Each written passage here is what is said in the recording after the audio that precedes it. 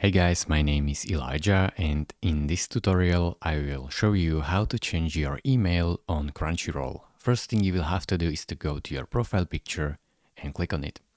This will open up this menu where you have to click on settings. Now scroll down and under account you should see email, click on it. And if you click on this button, it will send you an email to your email address that will guide you on how to change it.